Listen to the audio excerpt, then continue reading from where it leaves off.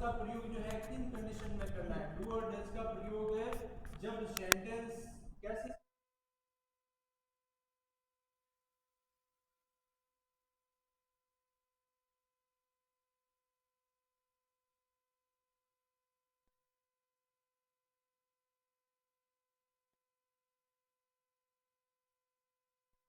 है, तब उस अवस्था में क्या देखा था, वर्ब की फॉर्म कौन सी आएगी, फर्स्ट फॉर्म आएगी, और सब्जेक्ट अगर सिंगुलर है तो वर्ब की फर्स्ट फॉर्म के साथ एस या यस का प्रयोग था, और प्लूरल सब्जेक्ट होने पर एस या यस का प्रयोग नहीं करना है, सिर्फ वर्ब की फर्स्ट फॉर्म लगानी है, और डू डज लगेगा उस समय भी एस या यस का प्रयोग नहीं करना है। ये अभी तक हम लोगों ने लास्ट क्लास में इसके जनरल इंट्रोडक्शन में देखा था कि सिंपल प्रेजेंट टेंस होने पर आपको क्या क्या वर्ब काम में लेनी है और कौन सी फॉर्म काम में लेनी है। फिर इसके अलग अलग एग्जांपल्स देखे थे, असर्टिव सेंटेंस में अफर्मेटिव और नेगेटिव और इंट्रोगेटिव के किस तरह से चेंजेस आएंगे। अब हम लोग बात करते हैं कि ये जो टेंस है सिंपल प्रेजेंट टेंस, इसका काम जो है वो कौन कौन से सेंटेंसेस में किया जा सकता है। तो uses of simple present tense या प्रेजेंट इंडेफिनिट टेंस। सबसे पहला जो सिंपल प्रेजेंट टेंस का प्रयोग किया जाएगा, सिंपल प्रेजेंट टेंस का प्रयोग जो है वो किसी भी प्रकार के हैबिचुअल फैक्ट को दर्शाने के लिए। हैबिचुअल फैक्ट का अर्थ क्या हो गया, यानी कि आदतन तथ्य। तो जो भी आदतन तथ्य हो, आदतन तथ्यों से क्या तात्पर्य हो गया, यानी ऐसी जो घटनाक्रम घटनाएं जो नियमित रूप से जो है घटित होती है, वो किसी व्यक्ति की फिर धीरे धीरे आदत बन जाती है, वो उसकी हैबिचुअल हो जाता है उसका, या दैनिक दिनचर्या में शामिल हो जाता है। तो इस प्रकार के जो सेंटेंसेज है वो सिंपल प्रेजेंट टेंस में लिखे जाएंगे। कैसे, she goes for a walk daily, वह प्रतिदिन या रोजाना घूमने जाती है। She goes for a walk daily, ये उसकी आदत होगी, सामान्य तौर पर जो है उसका रोज की दिनचर्या हो गई। तो किसी की दिनचर्या को दर्शाना हो या किसी की हैबिचुअल फैक्ट हो गए, आदतन तथ्य हो गए कि जो है उस उन सबको आपको सिंपल प्रेजेंट टेंस में आपको प्रयोग में लेना है। I like watching movie, I like watching movie. यहां पर आई कौन हो गया, सब्जेक्ट हो गया, अफर्मेटिव सेंटेंस है, इस वजह से हेल्पिंग वर्ब डू और डज का प्रयोग नहीं हुआ है। उसके बाद सीधा जो है मेन वर्ब का प्रयोग किया गया, मेन वर्ब की फर्स्ट फॉर्म प्रयोग किया गया है। इस बार तो लगाया था एस या एस का प्रयोग किया गया था, लेकिन इसके साथ नहीं किया गया क्योंकि आई को प्लूरल माना गया है सिंपल प्रेजेंट टेंस में। I like watching movie, watching movie इसका पूरा का पूरा कॉम्प्लीमेंट ऑब्जेक्ट हो गया। क्या पसंद करता है, वो मूवीज देखना पसंद करता है। वॉच यहाँ पर मुख्य क्रिया के रूप में कार्य नहीं कर रही है। आईएनजी फॉर्म जो है कंटिन्यूस टेंसों में प्रयोग ली जाती है, लेकिन यहाँ इस सेंटेंस में जो है मुख्य क्रिया कौन है, फिनिट वर्ब है, कौन, लाइक, और ये वॉचिंग जो है वो आपके इनफिनिट जेरेंड के रूप में कार्य कर, सब सेंटेंस में नाउन के रूप में कार्य करी। आई लाइक वॉचिंग मूवी, मैं मूवी देखना पसंद करता हूं। तो जनरली आपके किसी भी प्रकार के ऐसे आदतन तथ्य को दर्शाना होगा तो सिंपल प्रेजेंट टेंस का प्रयोग करना है। फिर सिंपल प्रेजेंट टेंस का प्रयोग जब भी किसी प्रकार की न्यूज़पेपर की जो हेडलाइंस होगी वो भी सिंपल प्रेजेंट टेंस में प्रयोग ली जाएगी। न्यूज़पेपर की हेडलाइंस यानी समाचार पत्रों की सुर्खियां वो सिंपल प्रेजेंट टेंस में लिखी जाएगी। समाचार पत्रों की सुर्खियों से तात्पर्य क्या हो गया कि खबर तो हालांकि पास्ट की होगी, समाचार में जो है पास्ट की खबर लिखी जाएगी, लेकिन उसकी जो हेडिंग होगी वो सिंपल प्रेजेंट टेंस में लिखी जाएगी। अभी भारत ने, जैसे मान लीजिए इंडिया, भारत ने अफ्रीका को हराया, तो India beats South Africa, Bharat ने अफ्रीका को हराया। तो यहां पर जो है अर्थ सेंस तो ये निकल रहा है कि हिंदी के समाचार पत्रों की तो हेडिंग यही होती है, भारत बना विजेता या भारत ने अफ्रीका को हराया, लेकिन जो इंग्लिश न्यूज़पेपर की हेडलाइन होगी वो सारी की सारी जो है वो आपके सिंपल प्रेजेंट टेंस में लिखी जाएगी। न्यूज़पेपर की हेडलाइंस जो है वो सिंपल प्रेजेंट टेंस में बीट वर्ब की फर्स्ट फॉर्म उसके साथ एस का प्रयोग किया जाएगा। होम मिनिस्टर रिजाइन्स, यानी गृह मंत्री ने दिया इस्तीफा। तो रिजाइन यानी इस्तीफा देना, तो resigns, home minister resigns. Newspaper की जो हेडलाइंस होगी, समाचार पत्रों की सुर्खियां, वो सिंपल प्रेजेंट टेंस में लिखी जाएगी।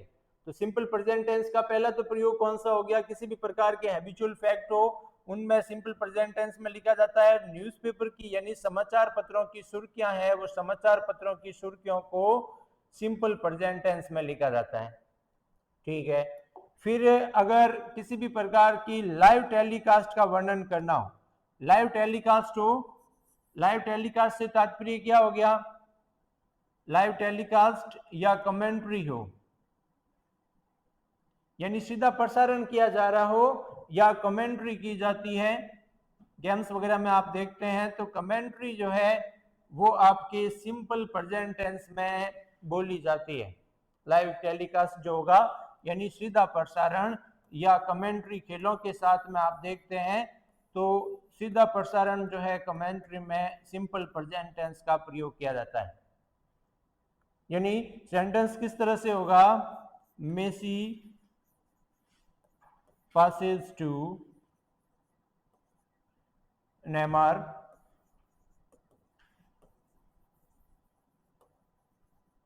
यानी अर्थ क्या हुआ, मेसी ने गेंद जो है बॉल है वो नेमार को पास की। तो पासेज सिंगुलर सब्जेक्ट है, पास के पीछे ईएस का प्रयोग किया गया, पासेज, मेसी पासेज, पास करते हैं बॉल को, नेमार को पास करते हैं।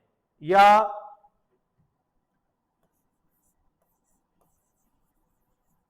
Kohli pushes it to fine leg,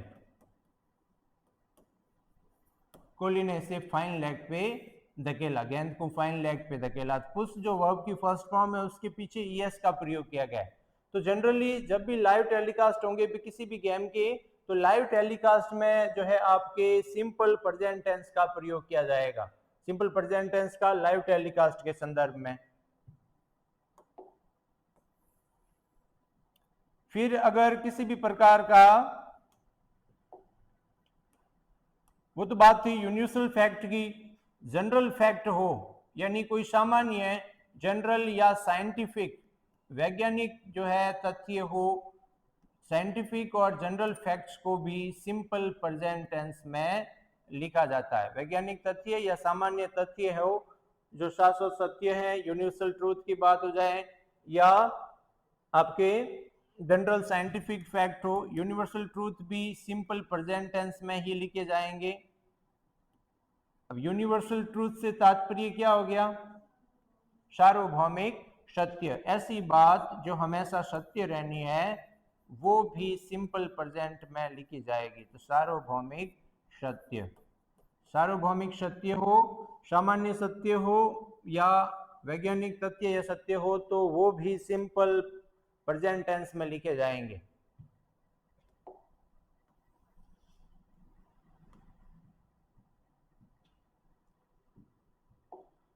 जैसे कि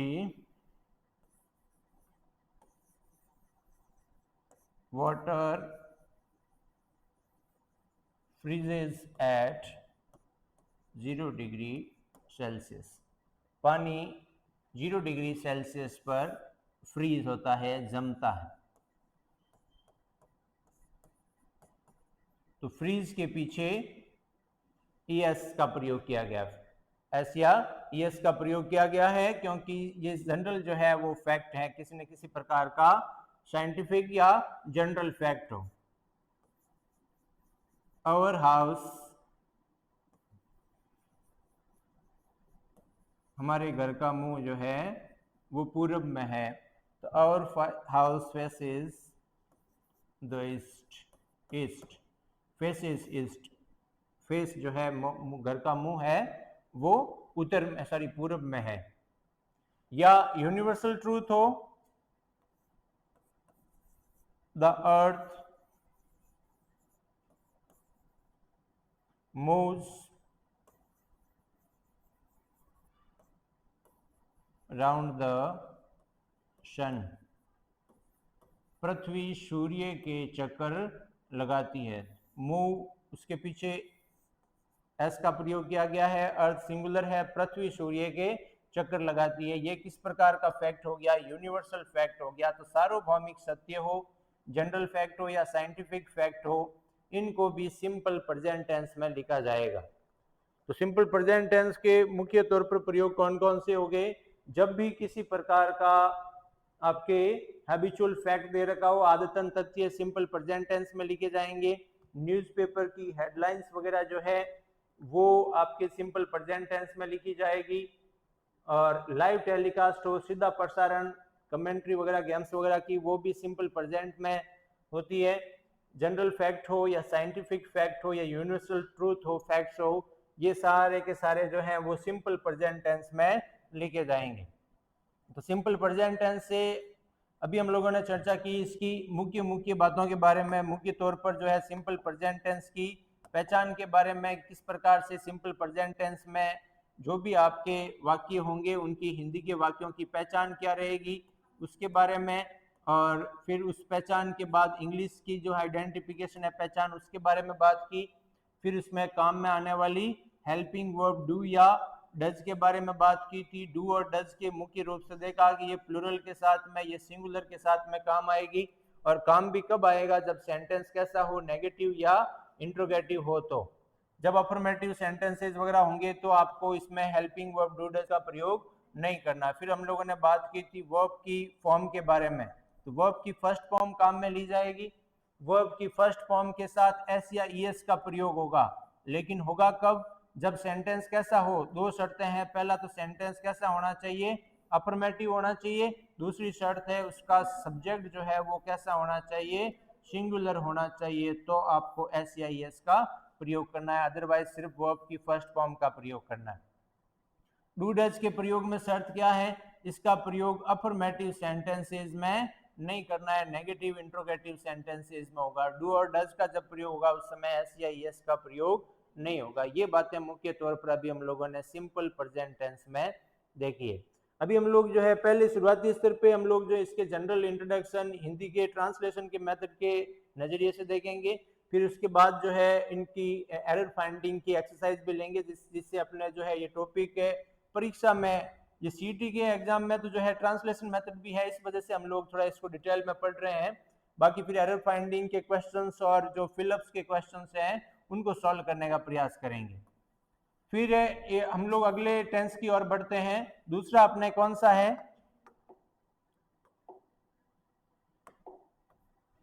present continuous tense. Present continuous को और किस नाम से पुकारते हैं बताइए? कल हम लोगों ने बात की थी, पहला पढ़ा सिंपल प्रेजेंट। सिंपल प्रेजेंट को और किस नाम से पुकार सकते हैं? सिंपल को और क्या कहेंगे? Indefinite tense. ठीक है। दूसरा जो है वो है कंटिन्यूस टेंस। कंटिन्यूस टेंस को और क्या कहते हैं? इम्परफेक्ट टेंस, यानी कि इम्परफेक्ट है। इम्परफेक्ट से तात्पर्य क्या हो गया? इनकम्प्लीट हो। कोई भी कार्य जब प्रेजेंट में इनकम्प्लीट होगा यानी जारी रह रहा होगा, चल रहा होगा, उस समय आपके प्रेजेंट इम्परफेक्ट या प्रेजेंट कंटिन्यूस टेंस होगा। प्रेजेंट कंटिन्यूस टेंस की पहचान देखी थी। प्रेजेंट कंटिन्यूस टेंस की सामान्यतः पहचान क्या होती है? हिंदी के वाक्यों में क्या होगा?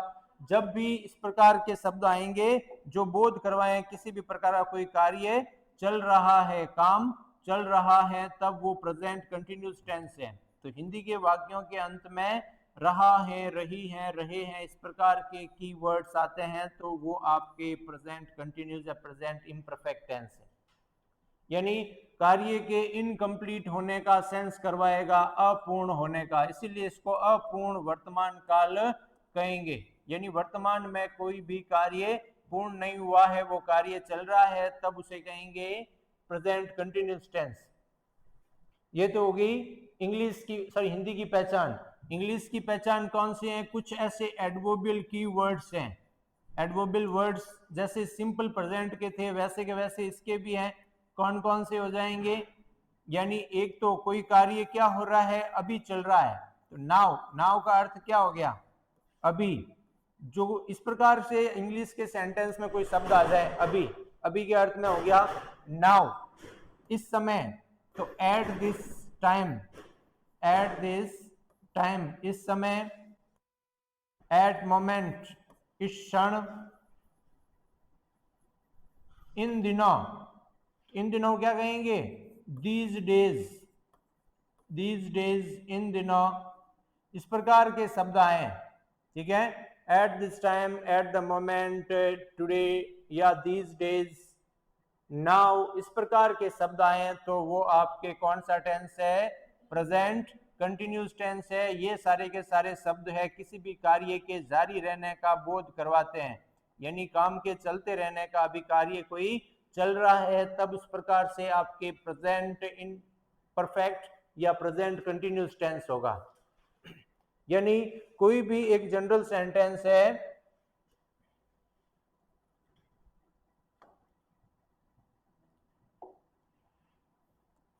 हम इस समय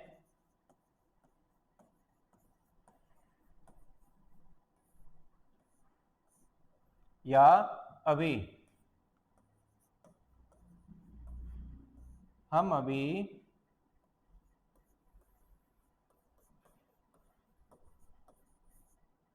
एक्सपर्ट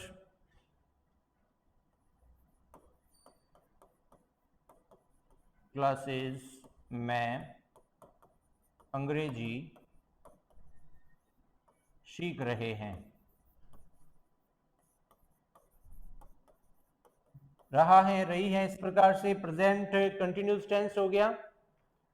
सबसे पहले अफर्मेटिव सेंटेंस की बात करें, अफर्मेटिव सेंटेंस का स्ट्रक्चर क्या होता है, फर्स्ट ऑफ ऑल सब्जेक्ट, फिर helping verb, helping verb present continuous tense में कौन सी आती है, is are am, is are am, फिर लगाइए मैन वर्ब, मैन वर्ब की कौन सी फॉर्म अभी बात करेंगे, मैन वर्ब की फर्स्ट फॉर्म के साथ आईएनजी, और सबसे लास्ट में लगाइए ऑब्जेक्ट। ये सेंटेंस है, सब्जेक्ट कौन है इसमें, हम, कार्य करने का काम कौन कर रहा है, ये हम कर रहा है, सबसे पहले लगाइए सब्जेक्ट वी, फिर इज आर एम का प्रयोग कीजिए। अभी हमने लास्ट क्लास में बात की थी वर्ब के अलग अलग जो है प्रकार के बारे में, तो प्राइमरी ऑक्सिलरी के बारे में बात की थी। प्राइमरी ऑक्सिलरी कितनी होती है, टोटल ऑक्सिलरी वर्ब कितनी है, 24, उनमें से दो जो है प्रकार है प्राइमरी ऑक्सिलरी, वो तो है 11, और मॉडल ऑक्सिलरीज 13। तो प्राइमरी ऑक्सिलरी जो है उसके प्रकार के बारे में बात की थी। एक प्रकार उनका कौन सा है, बी, बी वर्ब भी अगर ब्रैकेट में लिखा है तो इस समय इज आर एम या वाज वर्ब का प्रयोग करना है। तो बी है, बी का मतलब क्या हो गया, इज आर एम प्रेजेंट में। अभी हम लोग प्रेजेंट की बात कर रहे हैं, प्रेजेंट कंटिन्यूस की, सिर्फ is are am plus ING आता है तो प्रेजेंट कंटिन्यूस है। सिर्फ जो अभी हम लोगों ने पिछला टेंस पढ़ा था सिंपल प्रेजेंट टेंस, और उस समय सिर्फ इज आर एम इनमें से ही कोई आए कि भाई ही इज हैप्पी, वह खुश है, तो वो अवस्था के बारे में बात कर रहा है उसकी, तो उस समय तो सिंपल प्रेजेंट टेंस है। Is are am plus ING आ रहा है तो कंटिन्यूस टेंस है। अब यहाँ पे बात कर रहे हैं अभी हम लोग जो है इज आर एम का प्रयोग करना है। दूसरी बात अपने महत्वपूर्ण क्या होगी कि हेल्पिंग वर्ब के रूप में आपको प्रेजेंट कंटिन्यूस टेंस में इज आर एम का प्रयोग करना है। इज का प्रयोग किन के साथ में करोगे, सिंगुलर सब्जेक्ट के साथ में। जब भी सब्जेक्ट कैसा हो, सिंगुलर हो, तो इज का प्रयोग करना है। सिंगुलर में कौन कौन हो जाएंगे, ही, शी, इट, और किसी का नाम हो तो आपको प्रयोग लेना है सिंपल जो है इज का। फिर आर का प्रयोग किन के साथ में करना है, प्लूरल सब्जेक्ट के साथ में। प्लूरल सब्जेक्ट में कौन कौन हो गए, फर्स्ट पर्सन, फर्स्ट पर्सन में वी, सेकेंड पर्सन यू, और third person he, she, it, they होता है, उनका प्लूरल फॉर्म दे। पर्सन के बारे में बात की थी, पर्सनल प्रोनाउन जो है वो 3 प्रकार के हैं, है ना। प्रोनाउन के 10 प्रकार हैं, उनमें से एक प्रकार है पर्सनल प्रोनाउन। पर्सनल प्रोनाउन यानी व्यक्तिवाचक सर्वनाम। पर्सनल प्रोनाउन के 3 जो है प्रकार है, first person pronoun, second person pronoun, third person pronoun. First person कौन होता है, स्वयं, सिंगुलर हो तो आई, और प्लूरल हो तो वी। सेकंड पर्सन कौन होता है? सामने वाला। सिंगुलर हो चाहे प्लूरल हो, दोनों ही अवस्थाओं में कौन होगा? यू। और थर्ड पर्सन कौन होता है? जो यहाँ प्रेजेंट नहीं हो, तीसरा व्यक्ति। अगर वो पुरुष है तो ही, महिला है तो शी, अन्य प्राणी है तो इट, और इन सब का प्लूरल हो जाता है दे। तो अभी हमने बात की जब सिंगुलर सब्जेक्ट होगा यानी ही शी इट, तब तो प्रयोग करना है इज का। प्लूरल सब्जेक्ट है, अब प्लूरल सब्जेक्ट में फर्स्ट पर्सन वाला भी plural we, second person you और थर्ड पर्सन दे। तो वी यू दे इनके साथ में आपको प्रयोग में लेना है आर। और तीसरी जो है आपके रहा है एम, एम का प्रयोग किया जाएगा आई के साथ में, फर्स्ट पर्सन प्रोनाउन के साथ। तो helping verb simple sorry present continuous tense में कौन सी काम ली जाएगी? Is are am. और फिर बात आती है हेल्पिंग वर्ब के साथ में मेन वर्ब की फॉर्म। मेन वर्ब की फॉर्म कंटिन्यूज में हमेशा कौन सी होगी? वर्ब की फर्स्ट फॉर्म के साथ आईएनजी। तो सेंटेंस बना रहे थे हम इस समय, अभी एक्सपर्ट एजुकेशन में या क्लासेस में अंग्रेजी सीख रहे हैं। सबसे पहले हो गया सब्जेक्ट, फिर इज आर एम का प्रयोग करना है, वी के साथ क्या आएगा? आर। फिर लगाइए मेन वर्ब की फर्स्ट फॉर्म के साथ आईएनजी। सीखना को क्या कहेंगे? लर्न, सीखना। तो वी आर, फिर प्रयोग कीजिए लर्निंग, लर्न के पीछे लगाइए आईएनजी, वी आर लर्निंग। फिर इंग्लिश ऑब्जेक्ट, ऑब्जेक्ट कौन हो गया? We are learning English. फिर है कहां पे? एक्सपर्ट एजुकेशन पर, तो एट का प्रयोग करेंगे। प्रेपोजिशन में देखा था इन नहीं, we are learning English now, इस समय या अभी। इस समय के लिए तो हो जाएगा एट दिस अभी, तो now we are learning English now at expert education, at expert classes. ठीक है, यही सेंटेंस अगर नेगेटिव हो, नेगेटिव के स्ट्रक्चर में क्या चेंज हो जाएगा? नेगेटिव के स्ट्रक्चर में खास चेंज नहीं, सबसे पहले क्या आएगा आपके? सब्जेक्ट, फिर हेल्पिंग वर्ब, हेल्पिंग वर्ब आ जाएगी इज आर एम। फिर नॉट का प्रयोग, नेगेटिव सेंटेंसेस में नॉट का जो प्रयोग होगा वो हेल्पिंग वर्ब के बाद में होगा, हेल्पिंग वर्ब के जस्ट बाद, तुरंत साथ में, सारे टेंसेस में। अपन नेगेटिव का स्ट्रक्चर यही है। फिर आएगी मेन वर्ब, मेन वर्ब की कौन सी फॉर्म? फर्स्ट फॉर्म के साथ आईएनजी, और सबसे लास्ट में क्या लगाइए? ऑब्जेक्ट। अब कोई नेगेटिव सेंटेंस हो,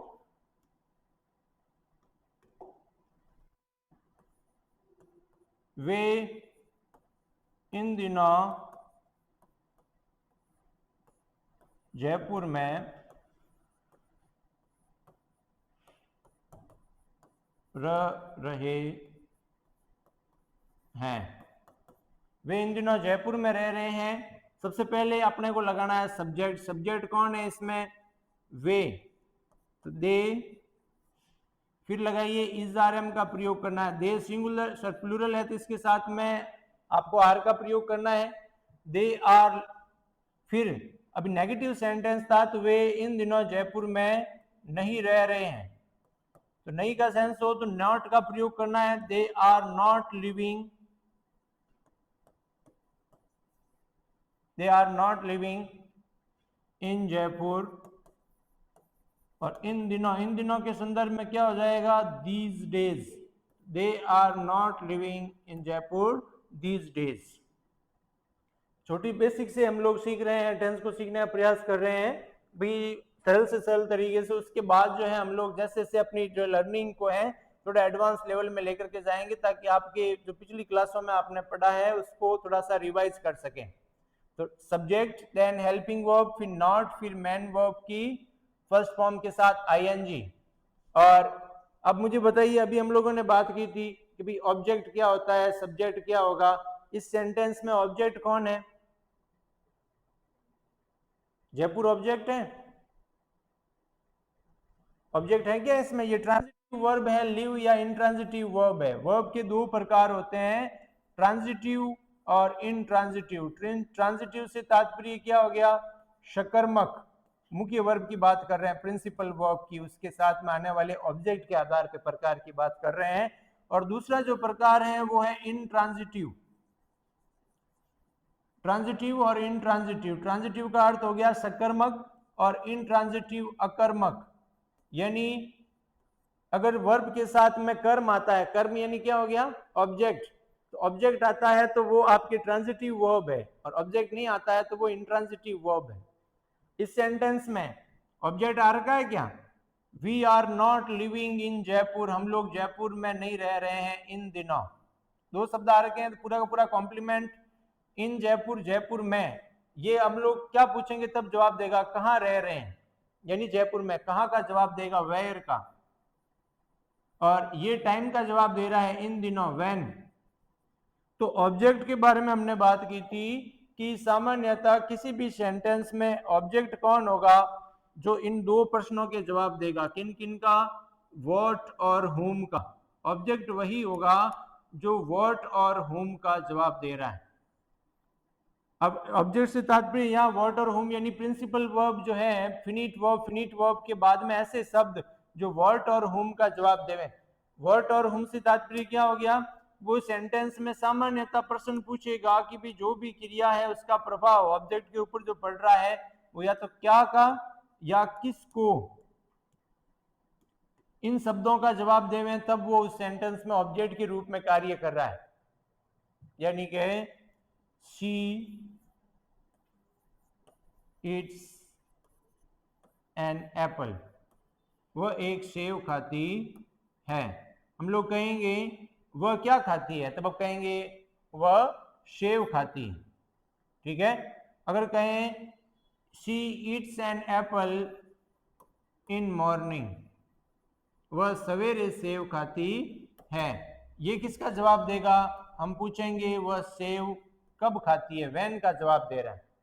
और ये जवाब दे रहा है वह सवेरे क्या खाती है, तो क्या का जवाब दे रहा है, तो उस कंडीशन में आपके उस सेंटेंस में ऑब्जेक्ट के रूप में कार्य कर रहा है। ये समय के बारे में बता रहा है, यानी खाने का क्रिया जो है वो कब हो रही है।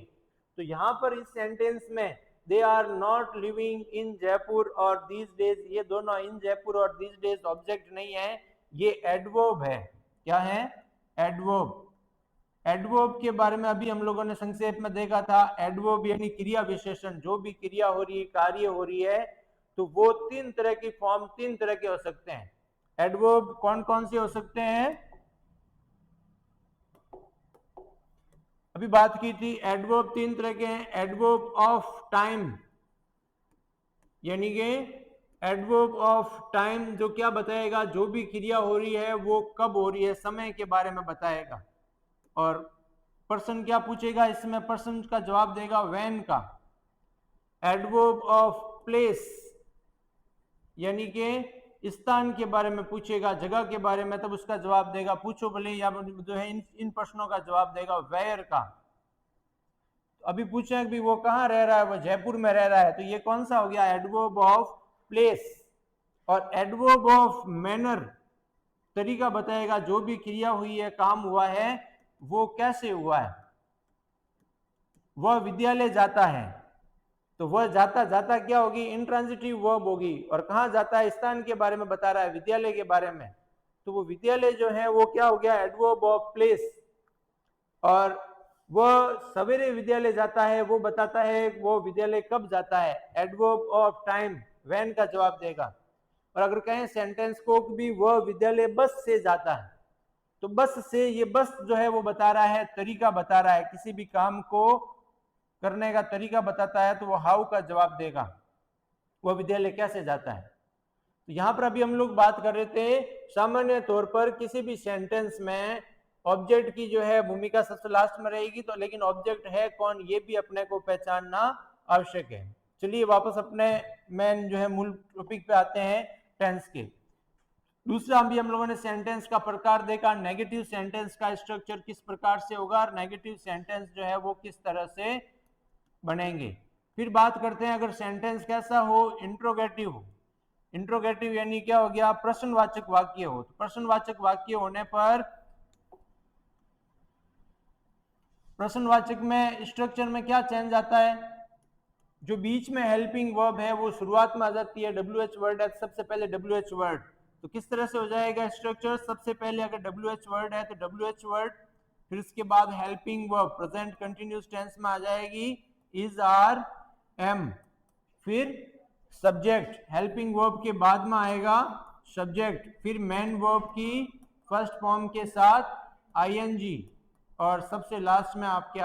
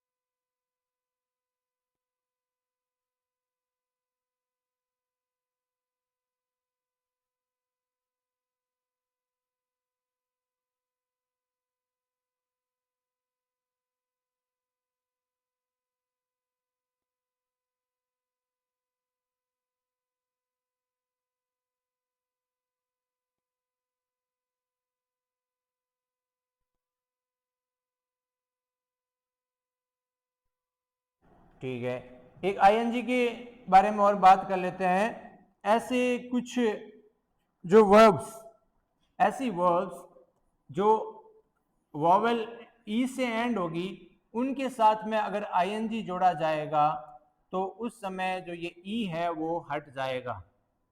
यानी कम, उसके पीछे आईएनजी जोड़ेंगे तो वो कमिंग होगा, COMING।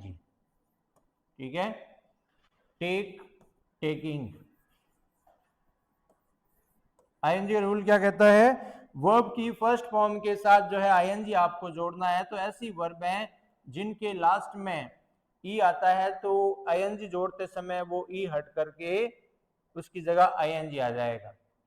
कुछ जो वन सिलेबल के वर्ड हैं, अब वन सिलेबल के वर्ड से तात्पर्य क्या होगा? शॉर्ट जो शब्द है, छोटे, अगर उनके पीछे कॉन्सोनेंट है, वो कॉन्सोनेंट जो है वो आपके डबल हो जाएगा। यानी कट, उसके पीछे आईएनजी जोड़ोगे तो CUT ING नहीं होकर के CUTTING कटिंग, ठीक है, PUTTING पुटिंग, ठीक है। तो जब भी आपके ING जोड़ना होगा तो ई से एंड होने वालों में जो है आपके ING जोड़ने पर ई हट जाएगा, और वन सिलेबल वाले जो शब्द हैं उनमें जो लास्ट का कॉन्सोनेंट है वो डबल हो जाएगा।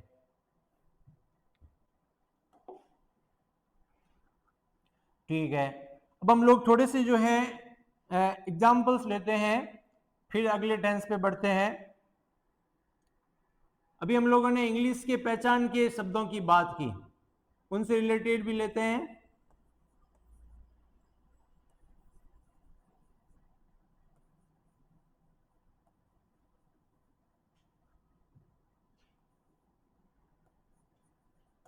She does help me.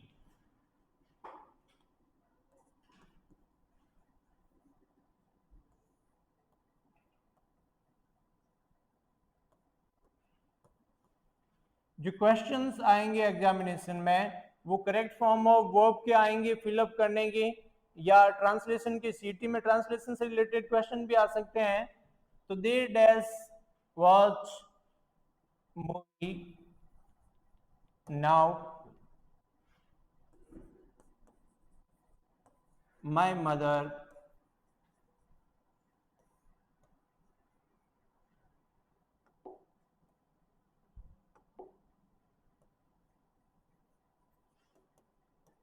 my mother does visit temple on Mondays.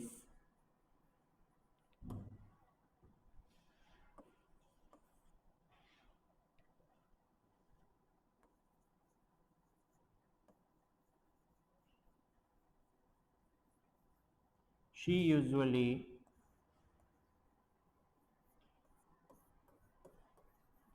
call father at night. चलिए इतने देखते हैं। पहला सेंटेंस कह रहा है सी ऑलवेज डैश मी हेल्प। अब हेल्प की कौन सी फॉर्म आएगी, कौन सा टेंस है ये? सिंपल प्रेजेंट टेंस से। कैसे पहचाना? इस शब्द से, ऑलवेज से। शी ऑलवेज, तो अब खाली जगह में दो चीजें आएगी, एक तो आती है हेल्पिंग वर्ब और एक आती है मेन वर्ब की फॉर्म। यहां पर किस प्रकार का सेंटेंस है? अफर्मेटिव सेंटेंस है, तो सिंपल प्रेजेंट टेंस में कोई हेल्पिंग वर्ब का प्रयोग नहीं होगा, उसकी बजाय वर्ब की फर्स्ट फॉर्म आएगी। और उसके साथ एस या एस कब लगेगा? यदि सेंटेंस का सब्जेक्ट कैसा हो? सिंगुलर हो। शी सिंगुलर है तो सी ऑलवेज हेल्प्स मी, वह हमेशा मेरी मदद करती है। They dash watch movie now, कौन सा टेंस है बताइए? प्रेजेंट कंटिन्यूस टेंस है। इस नाउ सबसे पता चल रहा है अभी से। ये इस बात का द्योतक है कि भी कोई कार्य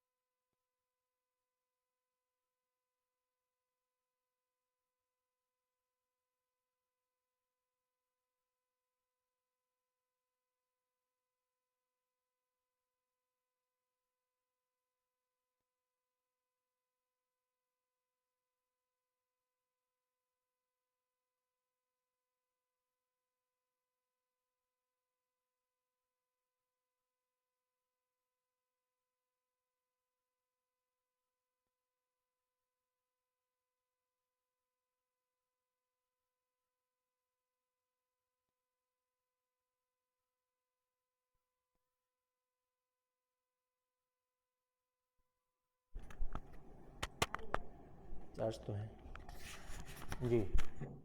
तीसरा जो है प्रकार वो है प्रेजेंट परफेक्ट टेंस।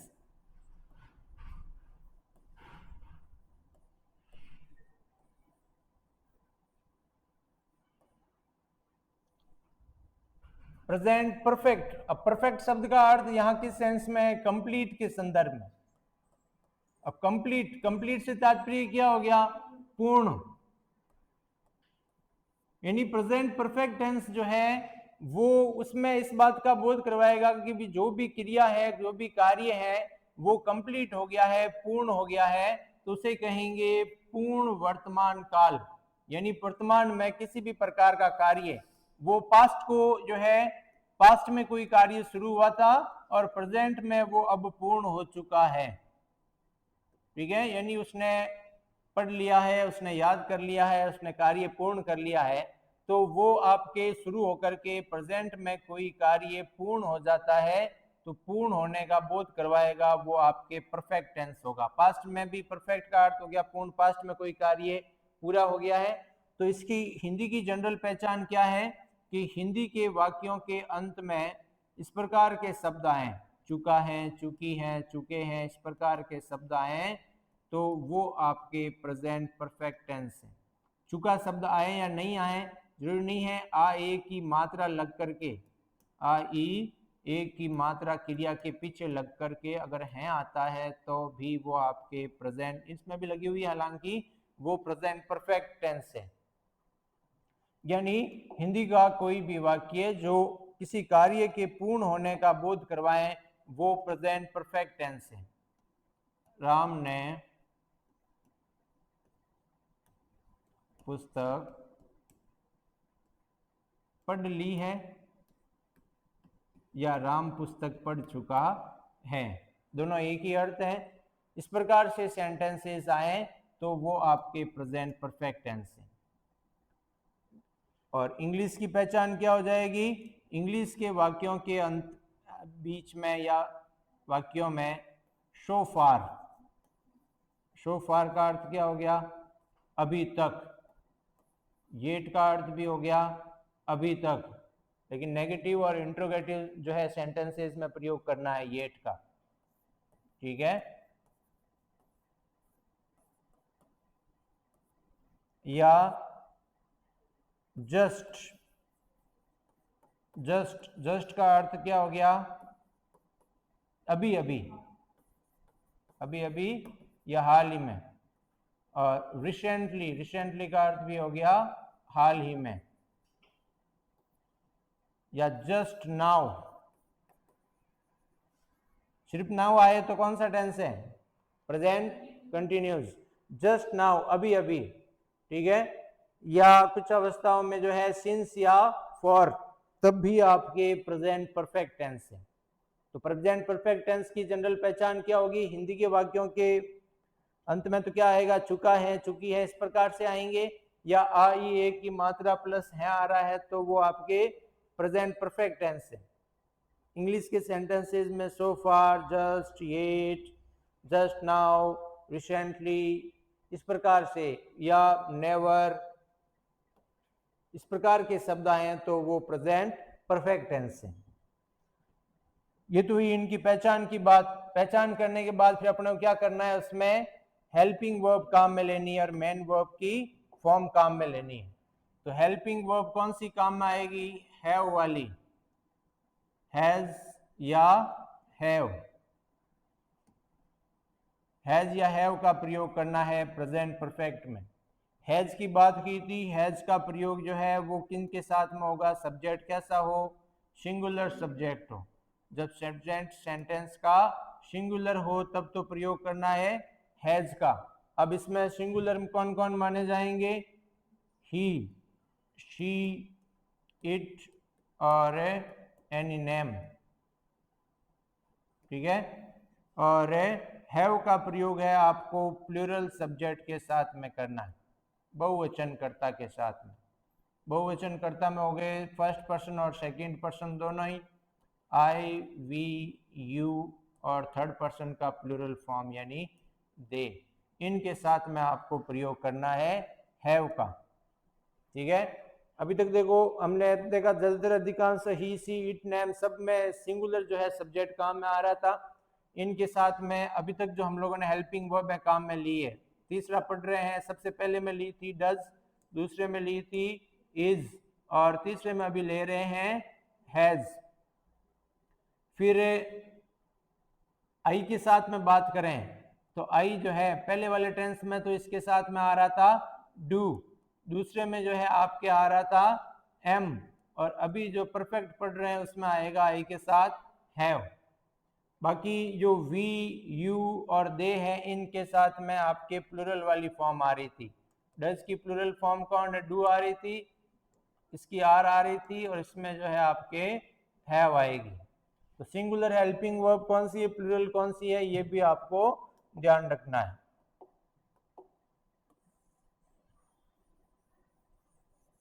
तो प्रेजेंट परफेक्ट की बात कर रहे हैं। प्रेजेंट परफेक्ट में आपको दो हेल्पिंग वर्ब का प्रयोग करना है, हैज या हैव का। हैज का प्रयोग करना है सिंगुलर सब्जेक्ट के साथ में, और हैव का प्रयोग करना है प्लूरल सब्जेक्ट के साथ में।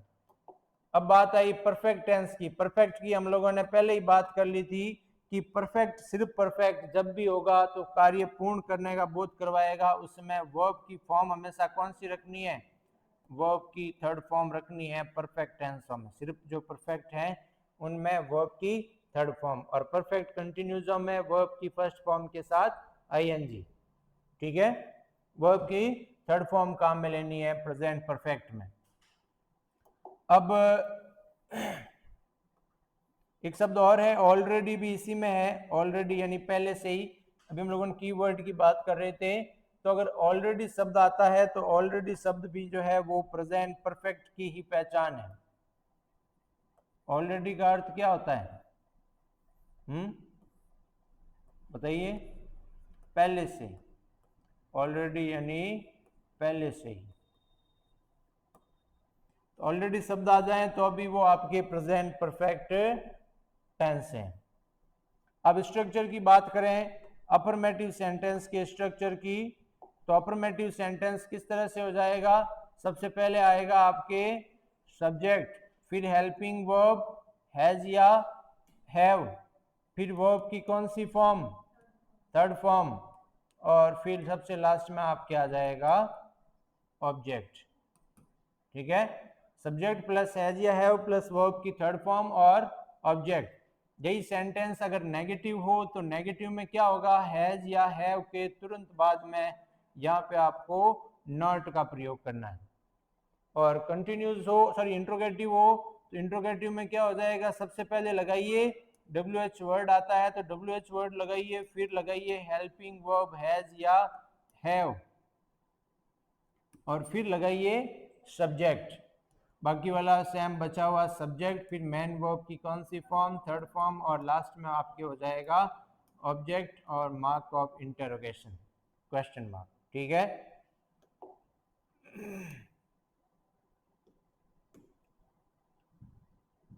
फिर देखिए एक एग्जांपल ले लेते हैं, फिर समापन करते हैं क्लास का।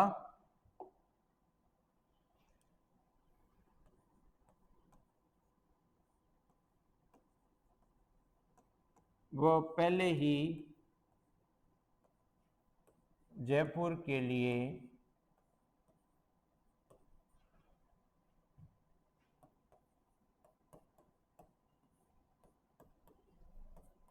निकल गया है या निकल चुका है। ठीक है, देखो निकल गया आता तो इसका मतलब जो है वो सिंपल पास्ट टेंस है, वह जयपुर के लिए निकल गया। ठीक है, या गया है प्रेजेंट परफेक्ट टेंस है। सबसे पहले क्या आएगा? सेंटेंस का सब्जेक्ट। सब्जेक्ट कौन है यहाँ पे? वह। तो सबसे पहले आएगा वह का इंग्लिश ही। ठीक है, फिर आप लगाइए helping verb. Helping verb has या हैव में से क्या आएगा? हैज आएगा। पहले से ही, पहले से ही को क्या कहेंगे? ऑलरेडी।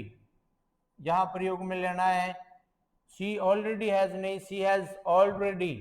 फिर निकलना क्या कहेंगे? लीव, उसकी थर्ड फॉर्म क्या हो जाएगी? Left. She has already left for Jaipur. She has already left for Jaipur, वह पहले से ही जयपुर के लिए निकल चुका है। ठीक है, नेवर वाला हो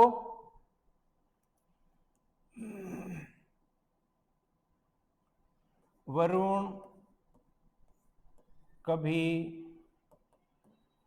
दिल्ली नहीं गया है।